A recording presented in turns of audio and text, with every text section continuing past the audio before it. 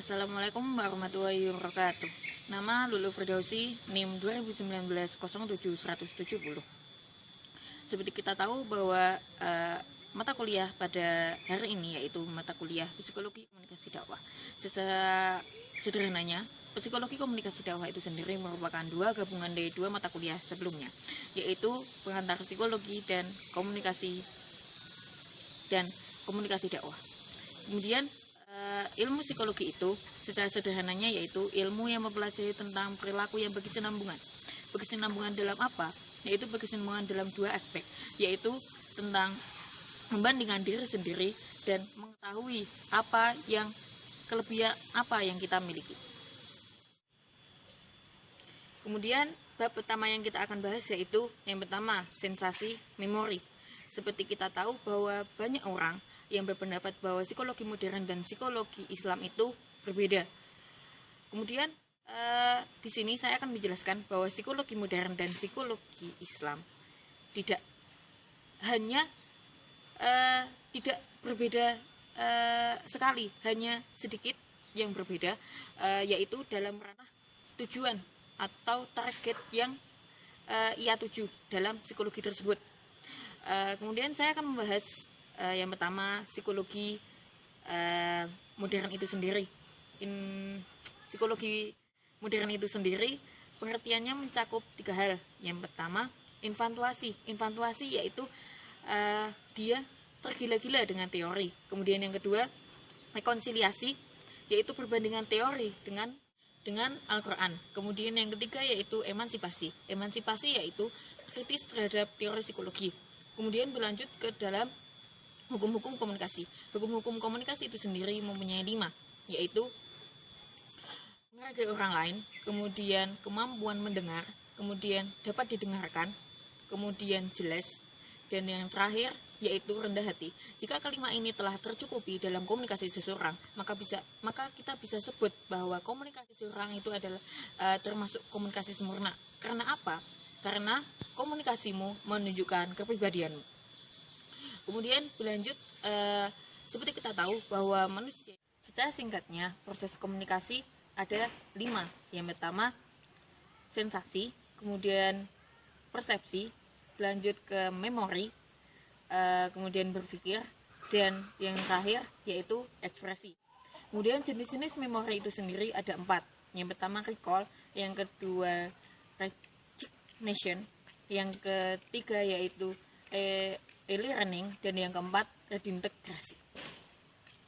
Kemudian pembahasan yang kedua yaitu teori kepribadian. Seperti kita tahu sendiri, teori kepribadian terdapat 4. Yang pertama, Darwinis yaitu individu tersebut memiliki sifat yaitu optimis, aktif, dan sosial. Kemudian yang kedua, Corellis, yaitu individu mempunyai sifat cepat tersinggung, cepat marah, dan cepat menyimpulkan suatu kejadian. Kemudian yang ketiga, melankolis yaitu individu memiliki sifat yaitu analitis. Kemudian damai dan tenang. Kemudian yang keempat dan yang terakhir yaitu pragmatis yaitu individu memiliki sifat tenang dan damai. Kemudian pembahasan yang ketiga yaitu monologika. Monologika seperti kita tahu yaitu seni berbicara seseorang, di mana seseorang itu menjadi pusat perhatian ketika berbicara. Kemudian monologika itu sendiri dibagi menjadi 4. Yang pertama, mendadak. Maksudnya mendadak di sini yaitu metode pidato di mana dilakukannya secara mendadak tanpa persiapan sama sekali. Kemudian yang kedua yaitu extemporer. Extemporer diartikan yaitu metode pidato di mana pembicara berbicara tanpa menggunakan naskah, tapi pembicara mempunyai waktu sedikit untuk menulis kerangka apa yang ingin dibicarakan. Kemudian yang ketiga, membaca naskah di sini yaitu dilakukan pada pernyataan resmi. Kemudian yang keempat yaitu menghafal.